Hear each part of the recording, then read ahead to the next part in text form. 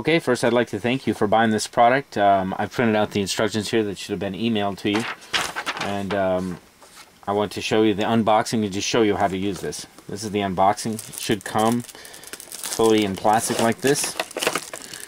You want to open it up. The battery should already be installed on the back because it's been tested, fully tested. There'll be an on-off switch as well. And there is no SD card usually included with these. Some of them I do sell do come with SD cards. If it does, it'll either be in a little box or it'll be already inserted. I want to show you all these little things right here. This is the USB connect, just to connect it to the computer. This is the USB power cord, and that is, there are two separate cords that have to be used. They can't be used interchangeably. This is the remote control. This is a CD that you will not need unless you want to install it and use it as a webcam, which most people don't need. There's a smaller set of instructions that are very difficult to understand English, and then this is the plug-in unit.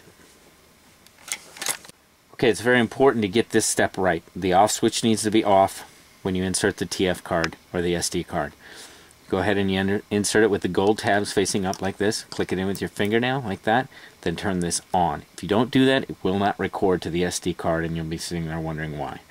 Okay, I'm going to go ahead and turn this on now, which is just a simple 1-second press there. You can also use the C button to turn it on. A 1-second press will turn on. Now I want to show you how to change the time and the date here. And all it's going to do is you're going to hit the play button. And now you can go this way, toggle through it, all the way through it. You can go up or down with either one of these up or down buttons. And that will allow you to change the time and the date right there. Okay, then keep going all the way through. Now you're back out and the time and the date has been set. If you leave the battery in, it will always remember the time and date as long as there's charge in the battery. If the battery runs out of charge, the time and date has to be reset. What I like to do is, since I use it plugged in most of the time, is turn it off when I travel. When I get there, I don't even turn it back on again. I leave it off, just plug it in. It will work plugged in with the battery out, with battery in. It'll work any which way when it's plugged in. And then as long as you leave the battery in, you don't have to reset it. The first and most important thing is that you see this yellow light, that it's in standby. I'm going to go ahead and press the D button, and you're going to see it blink 5 times. Now if I just hold it for that short amount of time, it will now only run for a 1 3-minute segment and then turn off. If I go ahead and hit this one more time, you'll see it turn back to yellow. And that right there is the D button, and that basically is just recorded for just whatever I just did right there. I'm going to go ahead and hold this down for 5 seconds until the blue light stops blinking. Now it's in long-term motion record. You can also do that, I'm sorry, with the motion button right here. That will also turn it on and off. Here, I'll show you how that turns on and off. You can hold that down as well for the 5 seconds until it stops blinking. I'm going to show you how to use the IR lights. The IR lights are now on. It's difficult to see because of the bright light here, but the IR lights are on, and there will be a little blue light when the IR lights are on. When it's recording, the only light will be on will be the IR light when the IR lights are on. Otherwise, there's no light on at all. Okay, I'm going to show you how to get into the hidden menu, and that's through hitting the play button for a long period of time here. It's about 8 seconds. I'm going to show you how long it is. And it will jump into that menu right there. If you accidentally let off, you have to basically wait a few seconds and then try it again. Now you can see that you can go up and down through the pictures, through the audio, through the video. I'm going to show you the video here. Okay, there's one there, me just a minute ago. It shows you it's 11 seconds long.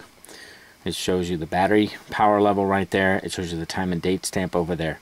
Now I'm going to go ahead and press play for you, which is just the center power button, and that's with the IR on, the IR off. Okay, now if I want to delete it, I'm going to hit this button right here. The left button is the motion button, and that turns it to the delete button. And of course, if I hit that, now it just delete it, and I've got all the way back out. To get out, you just hit the play button, and you're back out. It's actually pretty simple. Once again, you hit the play button for 8 seconds to get into the menu there. If you get in here and there's nothing recorded, then that means you've done something wrong with the startup procedure with the TF card and the on-off switch. And you have to go back, you have to turn it off, take it out, reinsert it, turn it back on, and start it up that way. Now I'm going to show you next how to plug it in.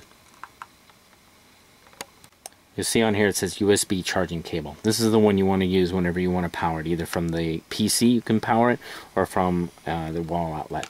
This one right here has a little tag on it, or has no tag on it, and that basically is only for the connected and read the files off of it. So I'm going to show you how to plug this in to the wall. Go like this. Go to the back of the unit. You'll see that it's got a very deep socket. You want to go all the way in and plant that thing in. Okay, I'm going to show you how this works plugged in. And it's best to have this off, because every once in a while, if this is on, you'll get the battery power in this for a second and you'll get a white screen. If you ever get a white screen, you just have to unplug it. What that means is there's been a power surge. That's a fairly common problem. I run into it about half of them every now and then. You'll see that. So here we go. I'm going to go over and I'm going to plug it in. You don't have to hit any switches, anything. It just turns on like that. Now it'll run function completely all by itself. There's no need to hit any switches. You can flip this on, you can flip it off, it doesn't matter. It fully charges automatically, and it will stop charging when it's fully charged, so there's really nothing more to do there. As you can see, I can turn on the infrared with the center button. You can see that's on. I can turn on the motion. If I hit that for 5 seconds, we'll start to record, and then you just set it and forget it. Set it up there, and it will continue to record without any further intervention for probably over 24 hours of solid recording on one 32 gigabyte SD card. Now I'm going to show you how to plug it in to the USB cord to read it as a file. I'm going to go ahead and use the USB cord, or the unmarked cord. The one that says power is for power, this one is for this. Go ahead and flip this in like this. You may get right here, you're going to see that this light now turns on and blinks rapidly. That means it's charging the battery while it's doing it, and you will not be able to run this unit unless you have it installed as a webcam, and then you can run it as a webcam. You cannot use the infrared lights while it's being used as a webcam. I'm not really sure why, but it doesn't allow that. You can see that it just said your device is ready to use, device driver installed successfully. You don't need to insert the CD that came with it. And now it's trying to import various things. I don't want that to import it. I'm going to go ahead and go into computer. And now I can see that it's showing it as a removable disk. So you can see, well, I just deleted it, but you can see all my files in here. And you'll have, when you run this, you'll have video, you'll have, as soon as you run pictures on it or audio on it, you'll have all those things available to it. So that's basically how you use it.